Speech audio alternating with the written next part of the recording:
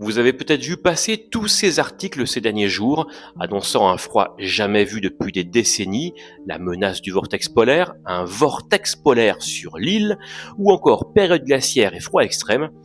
Alors soyons clairs, le problème n'est pas ces articles en particulier, ça c'est presque anecdotique. Non, le vrai sujet, c'est la manière dont ce type d'information est traité par des médias en pleine dissonance cognitive entre pédagogie dissimulée et course à l'audience.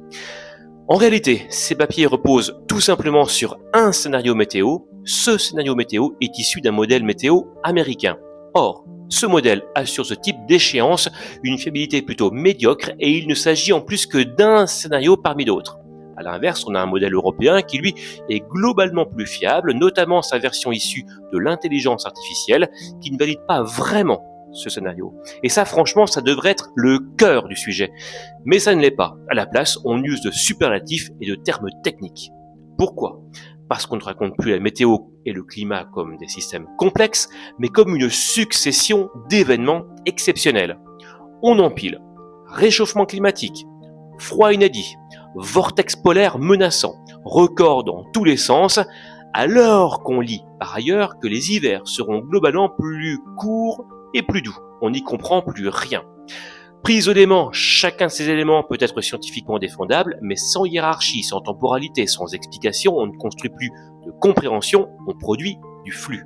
Et le flux permanent finit par dissoudre le sens. Le vortex polaire devient alors un objet narratif, presque anxiogène, alors que c'est une dynamique saisonnière bien connue. C'est une vaste zone de basse pression en haute altitude qui se forme au-dessus du pôle en hiver et qui peut se déformer ou scinder et favoriser des descentes froides vers les latitudes tempérées, c'est-à-dire chez nous. Voilà. À force de traiter ces sujets sous l'angle du spectaculaire, on ne crée pas de citoyens mieux informés, on crée de la lassitude, puis de la défiance.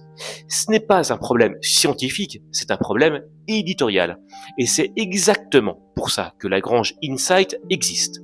Pour sortir du commentaire événementiel, donner des clés de compréhension et reconstruire un cadre de lecture cohérent entre météo et climat. Parce qu'à l'heure de la simplification excessive et de la radicalisation des récits, comprendre devient un acte essentiel.